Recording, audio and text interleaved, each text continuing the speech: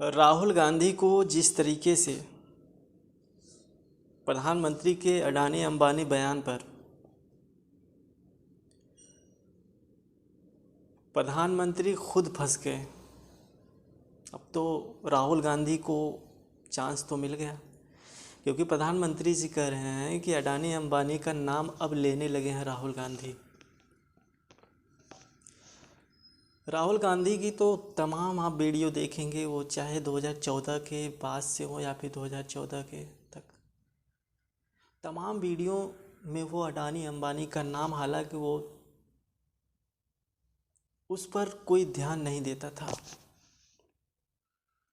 वो कई बार संसद में भी मोदी जी और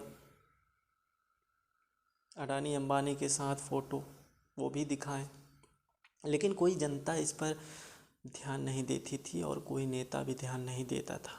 लेकिन अचानक से तेलंगाना के जामनगर में मोदी जी जिस तरीके से अडानी अंबानी के बारे में बोलकर और टेम्पो से पैसे भर भर के जाते थे, ये सब जो बात बोली उन्होंने, उससे जनता तो हर कोई जान चुकी है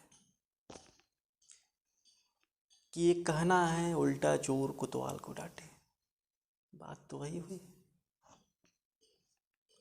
बात तो वही हुई कि जिस तरीके से राहुल गांधी हर उस चुनावी रैली हो, चाहे वो कोई भी प्रेस कॉन्फ्रेंस हो या फिर कोई भी कुछ हो, चाहे संसद की बात हो, उन्होंने अडानी अंबानी का मोदी जी से जोड़ा जरूर है। लेकिन प्रधानमंत्री जी का कहना है कि वो अब उल्टा हो गया। अब राहुल गांधी नाम लेने लगे हैं अडानी अंबानी। अगर वही बात करें राहुल गांधी की, तो राहुल गांधी वीडियो में ये बता रहे हैं कि अगर मोदी जी आप डर गए हों या फिर आपको लगता है कि अडानी अंबानी के पास सारे काले धन और सारे पैसे हैं, तो आप ईडी सीबीआई को क्यों नहीं भेजते उनके पास। जिस तरीके से अरविंद केजरीवाल, मनीष सिसोदिया और उसके बाद तमाम संजय सिंह आम आदमी पार्टी के और बड़े बड़े नेता, जिस तरीके से उनके पीछे आप ईडी भेज रहे हैं, उस तरीके से आप क्यों नहीं भेजते उन लोगों के पास। कहाँ गई आपकी ईडी। प्रियंका गांधी भी अपने भाषणों में कुछ इस तरीके से अडानी अंबानी का नाम लेती हैं।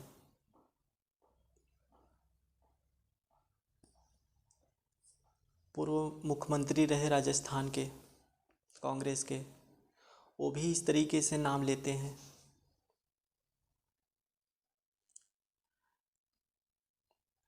तो जिस तरीके से चुनाव माहौल चल रहा है, हालांकि राहुल गांधी का ये कहना है कि अब की बार प्रधानमंत्री मोदी जी नहीं बनेंगे, तो अगर लोकसभा चुनाव में अगर बीजेपी जीतती है तो प्रधानमंत्री बनेगा कौन। क्या इनको भी पता है राहुल गांधी को कोई, हाँ, राहुल गांधी को भी पता है कि अमित शाह ही बनेंगे प्रधानमंत्री, जो अरविंद केजरीवाल अब की कह रहे हैं जेल से छूटने के बाद, इतना बड़ा दावा। हालांकि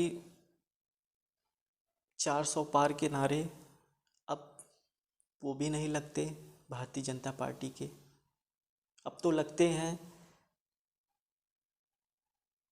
गुमराह करने वाली बात। कांग्रेस के राहुल गांधी का कहना है कि अब आपको गुमराह किया जाएगा, हमारे तमाम भारतीय जनता को अब उनको गुमराह किया जाएगा।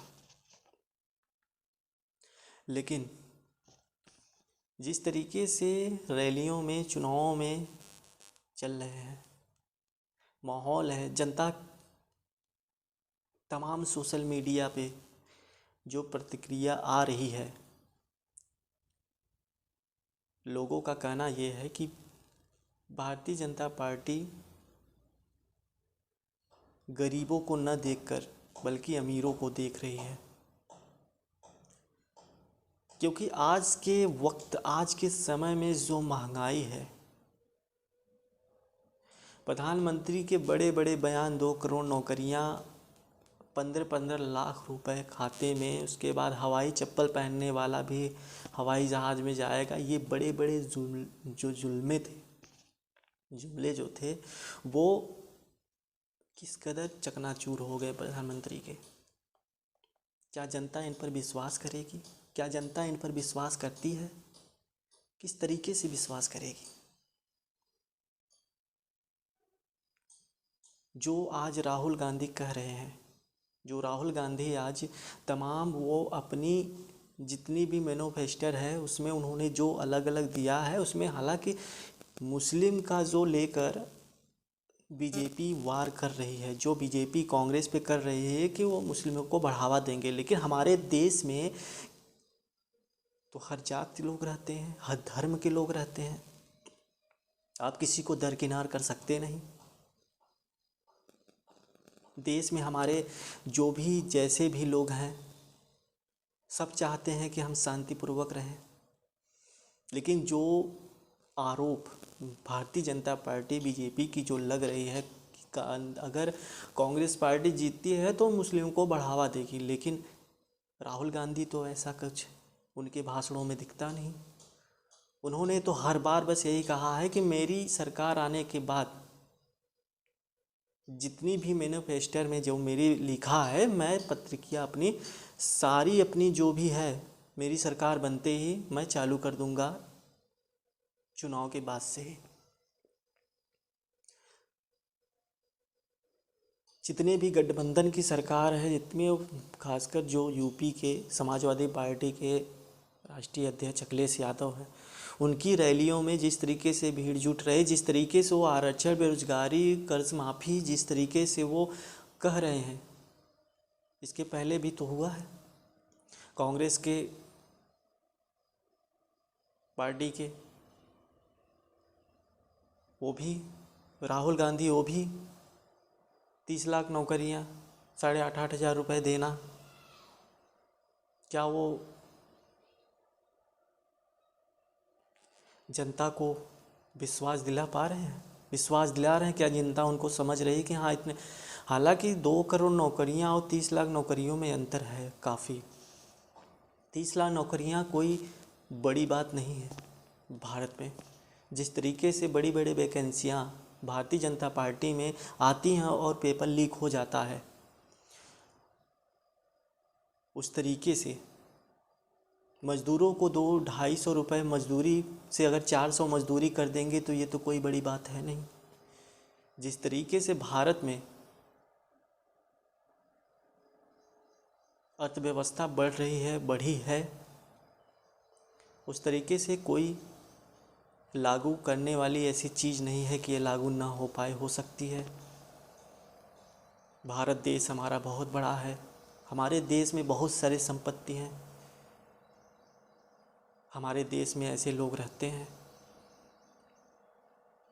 तो तमाम ऐसे बातें हैं जो भारतीय जनता पार्टी को ये समझना चाहिए। भारतीय जनता पार्टी जिस तरीके से अगले 10 सालों में की है उस हिसाब से तो अब जनता ने मन भी बना लिया है कि अब हमें ये सरकार नहीं चाहिए, हमें दूसरी सरकार चाहिए।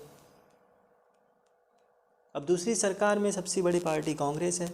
जिस तरीके से कांग्रेस के राहुल गांधी हो चाहे वो प्रियंका गांधी हो, जिस तरीके से वो जाते हैं वहाँ पे भीड़ जुटती है, उस तरीके से तो लगता यही है कि अब की बार कांग्रेस का आना, जनता का कहना ये आएगी। लेकिन ये तो चुनाव के बाद पता चलेगा। 3-4 चरण तो चुनाव हो चुके हैं, बाकी और आने वाले चरण में देखना क्या है। लास्ट 1 जून को, उसके बाद फिर 4 को काउंट होगा तो पता चल जाएगा। लेकिन सबसे बड़ी बात ये है कि जिस तरीके से ये कह रहे हैं कि राहुल गांधी अब की बार प्रधानमंत्री नहीं बनेंगे, लेकिन अरविंद केजरीवाल इधर कह रहे हैं कि अमित शाह प्रधानमंत्री बनेंगे। आखिर बात इसमें देखिए क्या है, जो होगा सामने आएगा। लेकिन इंतज़ार